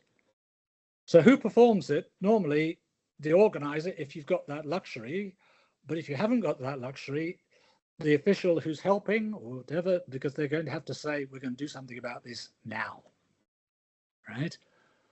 Who implements the revised outcomes? Again, whoever's convenient. You might just grab some extra marshals and say, right, there you are, do this. But where we tend to fall down, because most people have come across this, where you've got to change your risk assessment at the last minute, is who records it, right? You might have a contingency plan. It might be accurate, it might not, but who records what you've done? Because if there's something that then goes wrong and somebody wants to follow it up, it would be useful to have it recorded. And my experience is that many times you have a dynamic risk assessment leading to a change in the precautions in place, but nobody records it. So we don't then have a record that that's actually what happened. That's fine until somebody puts a claim in, right? And I want to move on to event cancellation. The example I'll use here was the OM a number of years ago in the Lake District, which made the headlines, where I think they had pretty well all the people started, several thousand people out on the Lakeland Fells when the weather got very, very bad. And correctly or incorrectly, it's still a point of contention, the decision was taken to cancel the event.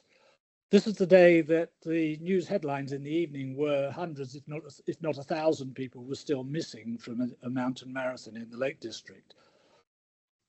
The point here, though, was that there had been a contingency plan, maybe not for the bad weather, but everybody, because it was the OM, was carrying food and shelter and sleeping bags.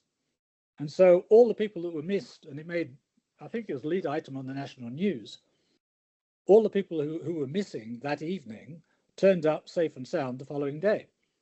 And at which point it no longer became newsworthy. But that's an example of event cancellation where it's worked. But you do have to be careful. If you get to the stage, and nobody wants to have to cancel an event at the last minute, but if you get to the stage and an event is cancelled, once you've cancelled it, you've lost your insurance, right? So if people, well, I'm assuming that insurance will probably deal with people who are still out, but once you cancelled it, that's it. People don't go out anymore, right? Frequently, this comes about from weather conditions. Say you're running an event and suddenly the wind gets really high and you feel there's a definite risk that trees will start falling over. You don't let anybody else out. You still got the risk that there are people out there, but at least you've contained the numbers who are exposed to the hazard at that point. Right. Next, please. So some general comments about risk assessments. First of all, understand the extent of the event, right? The risk assessment for a local event is going to be different to the risk assessment for a large event. right? One of the major areas you've got to look out for here is parking. At a local event, you frequently will not be organising parking, and the scope of the event starts from when you don't have the parking taking place. The event starts when people arrive at assembly. If you've got parking, then you've got a lot of different, you've got the risks of somebody being run over to take into account, and how you control the parking, how you get people in, but also how you get people out when they are tired, and you've got tired competitors walking back into the car park, right? So that's the first one. Understand the extent of the event, because it affects what you then need to cover in your risk assessment. Ensure the most significant hazards are covered, right? Start with the big ones: parking, cliffs, if you've got it, water, road crossings. Start with them and then work downwards, down the severity of the hazards, right? And the other side is, remember that most clubs now put out something that says you take part at your own risk, you have your own responsibilities, and that is absolutely correct. Be clear what the event officials and the club's responsibilities are versus individual responsibilities, right? You can state the individual responsibilities if you wish, but be clear that you cover the ones where the event related responsibilities. Right. I've already mentioned about the urban side, so we won't do that. Injury rates. Okay, in the 1990s, there was a study of one of the O-Ringen events, and it says here, frequency of significant injury was about 1 per 1,000 runs. Right, so for every 1,000 people going out, you probably had one significant injury. 2019, I conducted a similar study for the Scottish 6 Days, and effectively came up with roughly the same number. Frequency of significant injury was about 1 to 1,000. And that is probably a good measure, to use right now. So if you're running the JK, and you've got 2,500 people over 3 days, you're probably talking about 6-7 injuries. That's what you might expect, significant injuries. Now, we can then have a discussion as to what a significant injury is. In this case, when I was doing that study, I said a significant injury is one where the competitor will not be able to compete for the next 2 days, right? And in 2019, those injuries were spread across multiple age categories. I attempted to repeat some of this for the 2023 Scottish 6 Days, but I had access to less data, and therefore I would say that the possible error on the numbers is greater. But that came out of about 1 to 1,600 runs. Whether that was to do with it being in flat terrain versus the 2019, which was on hillsides, I don't know. But I actually would say I'd still go with the 1 to 1,000. I haven't mentioned the minor injuries, the 1 to 100, partly because one of the peculiarities of the 2019 study was that it came out at roughly 1 to 100, except on the last day when there were virtually no first aid cases recorded, presumably because people went back to their cars, treated themselves, and headed off home, right? And if that's the case, then a lot of these first aid cases that we got in the previous days arise because it was just convenient, they were going past the first aid tent, they could probably just as easily treat themselves in their car. I said, I've got no comparable data for urban or sprint events, but I think hearsay would suggest that there are more injuries. Right, next slide, please, Alan.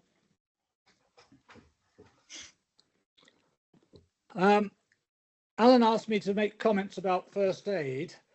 If I'm not going to provide you with a guidance as to precisely what to do, but I would suggest this is as close as I'll get. So grade A event, you would normally have external provision of first aid. How much you have depends upon how many days it's going to be and how likely you think it will be to have injuries. And you'll then decide whether you want them to be first aid and rescue or just first aid. Right. The same applies, I would suggest, for national events, level Bs, where you'll get that resource in. I'm going to skip now to level D, local events, because that is normally provided by clubs. And the extent of what is provided may depend upon the numbers in the event. Right. So it's difficult to see how you're going to have the same level of cover when you've got 20 people turning up for an evening event versus when you've got 200 turning up. Right. So the extent of the cover will partly depend upon that. The area of interest is the one I skipped, C, where there seems to be a wide variation in practice. Some people go for external provision, some people go for club provision, right? And even the club provision can vary from club to club, right? To some saying that they have first aid posts there, and some saying we provided first aid kit. Whether that is acceptable or not, that is up to the people who are running it to decide, right? So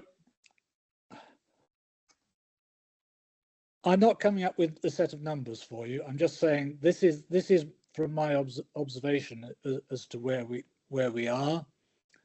I'm actually going to move on to talk about remote areas first.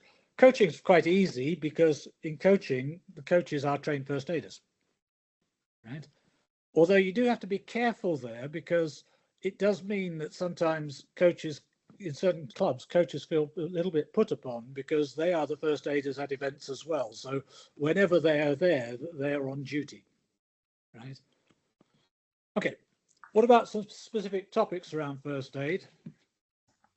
We're going to start talking about remote starts and finishes. Where do you locate the first aiders and the kit for these? The example I can use here was the 2021 6 days, the one which was 2-3 days events. And the last day, the finish for the older competitors was about 2 miles away from assembly. And in those circumstances, not only do you need to make certain you've got first aiders and appropriate kit out at the finish, but the start and the finish were quite close to each other out there. But you also need to have very good communications. For those people who weren't there, it was 2 miles and it was pretty rough ground. So a 4x4 vehicle, not a 4x4 car, but one of these all-terrain buggies could get out there. But it wasn't going to be a 10-minute run to cover those 2 miles. It would probably be at least 20 minutes. So you did need your first aid in those circumstances. They did need their first aiders to have appropriate kit. And that was one of the occasions where the first aid team out there actually had a defibrillator, right? But and again, remembering that the older courses all started and finished there. The younger competitors, the ones who cover more ground, their start was much, much closer to assembly. Defibrillators is an interesting topic, as a lot of clubs, a number of clubs are now getting themselves defibrillators. Again, a lot of defibrillators are designed so that people do not need to be trained to use them. I think generally the Red Cross and others prefer that people do have some training. They're mainly of use if the person, first of all, has to have atrial fibrillation, because otherwise they won't do anything. But also, if you can get to the person within 8 to 10 minutes, right? Normally, I think the normal practice seems to be that people who own them, they would try to locate them at the finish or close to the finish or assembly. And certainly the doctors I've spoken to say that the most likely time if somebody's going to have this problem is as they are cooling down or slowing down from exercise, right? The other interesting one is dealing with allergic reactions.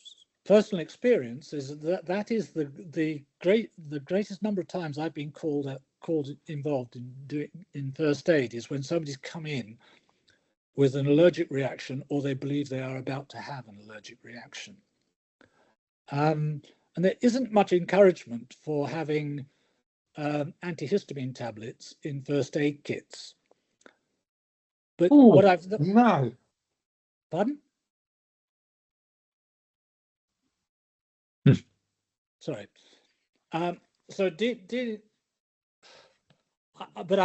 What I've discovered also is that a number of people, particularly people who do have allergies, carry their own antihistamine tablets when they're out. Given that first aiders are not supposed to administer medication, I think the simple thing to do really is to have antihistamine tablets, but then offer them to the person if they need them and say, you take them, we've got nothing to do with it. Right? So that's another point on the first aid. The final one is actually to do with a court case that came up in Scotland last year, where while first aiders need to pass certain exams and all the rest, apparently there's no regulation as to who can run a first aid and provision company. And somebody who was on the children's list was seen at an event, and they were running the first aid, and that this had been bought in, and this came up to court. There was no complaint about any particular untoward behaviour, but it did raise some concerns. This can be got round either by asking external providers if they have PVG or DBS, or having a parent or trusted adult to go with the junior to the first aid tent should they need to go there. Right? It's more of a safeguarding issue than anything else. Next one, please, Alan. Right, special care groups. We've slightly strayed into safeguarding here, and I think that with the current regulations around safeguarding for the young and for people at risk, then perhaps two of them, the young and the handicapped stroke disabled people, partly covered by those regulations, which then mean that when they come along to an event, the organizer needs to be satisfied that these people are not being pushed way beyond their capabilities by the course they tackle. That can be quite challenging because particularly young people, some of them come along very confident of their own abilities, or particularly not knowing their own limitations. But there is a requirement there to avoid falling foul of the safeguarding requirements, that they should be put out on appropriate courses that do not take them beyond their capabilities, right? The same applies for beginners, but that's not so much a safeguarding one unless they fall into one of those other two categories. But generally, beginners can become a problem if they are allowed to be too confident in going out there. And many clubs will have some method of questioning the person who's turns up, they're not dressed for orienteering, they're saying, oh, I want to have a go, and they'll have some way of trying to talk them around to taking something a bit that's more in keeping with their skill level. A personal anecdote here is that it fell upon me at a Solway event to do that. So this girl turned up, she said she was on holiday, she wanted to have a run. And then she said she wanted to do the blue course, and I was sort of, ooh, I don't know I can do that. So we had quite a discussion, and they've persuaded me. And then I said, oh, by the way, what's your name? And she said, oh, it's Megan Carter-Davis, which was, this was a number of years ago, but even then she was well known. But it just shows that you do need to see the signs, look for the signs. Oh, this person hasn't got the gear. What am I going to do about it? Right, next one, please, Alan. Yeah, I've come along to the elderly. I know there's been some writing in Compass Sport about this, but this is sort of a sudden outbreak of injuries that has come to my attention. I mean, this is just through my networks, people mentioning it to me, or two of the cases, club members coming back and saying, "Oh, I saw somebody who was injured, or I helped somebody who was injured," and I've already heard it said, I think in Alan's comment earlier on, that you need to look after the elderly, but the elderly, quite rightly, don't want to be mollycoddled, right? So it's just a question of understanding that perhaps their balance and their ability to make corrections at speed when crossing ground has decreased. And I think steep slopes and very rough, tusky ground are the sorts of things that will cause them problems, right? So, and that needs to be built into the planning. And I think one of the risks here sometimes is that the planners, people who are under 50, and when I was under 50, I didn't understand all of this. And unless it's drawn to their attention, they probably will not take it into account. If drawn to their attention, I'm certain they can come up with something that's appropriate. Right. Next slide, please. Right. What about reporting? We don't seem to be that good at reporting in orienteering. Some clubs are better than others. So where's the requirement? Well, the requirement is actually set by the insurers, and we have a current form that sets out what needs to be required. Quite difficult to find the current form since the revision of the website, the British Orienteering website, say that. If you need to find it, go to the search function and put injuries reporting, because I've been unable to find it just using the drop-down menus. Right. So what they're looking for is injuries, accidents, and incidents that could give rise to a claim. Now, is that all injuries, accidents, and incidents, or do we apply some form of, is it likely, rather than just could give rise? And because that's left with individuals to make up their minds, it will be variable as to what is reported. The next thing I'd say around injuries, it states an injury which in employment should be entered in an accident book. Because of my background in health and safety, I can say right now that the HSE do not specify what injuries should be mentioned in an accident book. Right? They leave that to the companies to decide. Their minimum requirement would be items specified in RIDDOR.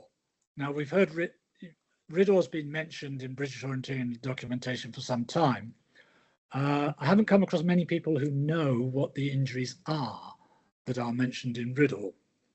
Right, so if you go to the next slide. Right, I thought I would just write down for you what these injuries are.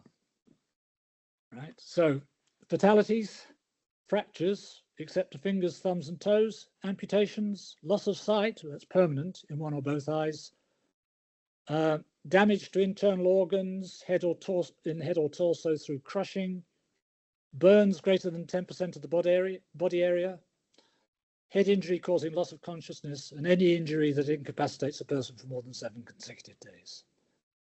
Right? Remember, these regulations are produced in a work context, not in a sports context. So those are the injuries that are covered by RIDDOR. I'm not certain that those are the injuries we would want reported. We'd want more than that reported. Right, sprained ankles, that sort of thing. The RIDDOR regulations also specify various diseases, but Lyme's disease is not one of them. Whereas I would hope that if we had somebody who caught Lyme's disease, that would be reported, so we'd know about it and could look into it. I mean, we know the cause, but it's just, do we need to educate people more? Okay, thanks, Alan. Move on to the next one.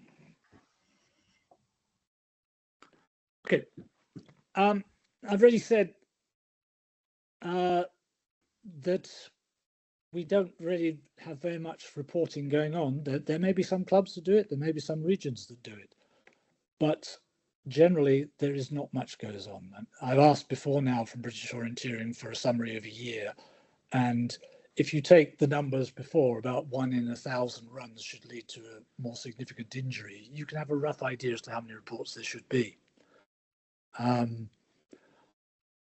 Why is this important? Well, without knowing what's going on, we cannot set up what we call a learning culture. There is a learning culture in the sport already, right? But it's a learning culture based on who you know, right?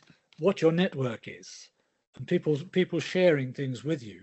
And I think it needs to become more formalized, and it needs to be run through encouraging people to report more, and then to learn from incidents that have happened, right? I don't see performance trends around injuries. I don't see many reports at all. If we had that reporting, then we could go for routine safety related communications. I said, I come from my working life where I'd expect to get at least one communication on safety a week, right? We get very, very few. And if you don't do it, if you don't report it, then you can get repeats of these things happening, and that's repeat of somebody being hurt, right? So it's an area where we need to improve. So where I come from, looking at the overall picture, and for major events as well, is that British Orienteering members and event officials in particular are very good at doing risk assessments. I think the BOF risk assessment form is excellent. And as a controller, what I see, that generally the risk assessment is carefully thought out and is of a high quality, right? So I think that's a very, very strong point for us. But I think that if we're going to go to the next stage, if we're going to go get it so that we have better avoidance, we have a more common standard across clubs and events, then we need to have this learning culture. And I see that the way to do that is through the clubs, right? I'm not going to ask people to tell me, but do all the clubs have somebody who is their safety lead, who pays attention to the safety, who looks at the risk assessments, right? If we can get somebody in each club in that position, we can set up a network, and then we can have sort of as a separate network activity, we can have these communications, we can learn much faster, and I hope we can make our risk assessments even better. Right, I think that's it, Alan. Oh no, sorry, last one. Yeah. I don't know if you saw this, but Nick Barrable published in Compass Sport, you won't be able to read it, the 400 and something names of the people who volunteered to assist with WOC. I hope you've already got the impression that I thought the safety performance in WOC was brilliant. And it's down to these people. And others, but mainly down to these people for their work and for demonstrating that safety is an important topic in British Orienteering, and we can control it because that's exactly what they did, right? Okay, any questions?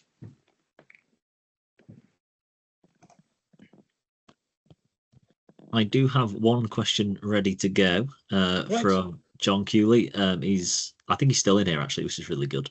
And that was for exciting TV, the use of drones are increasingly being used in international events. In the UK, do we use these?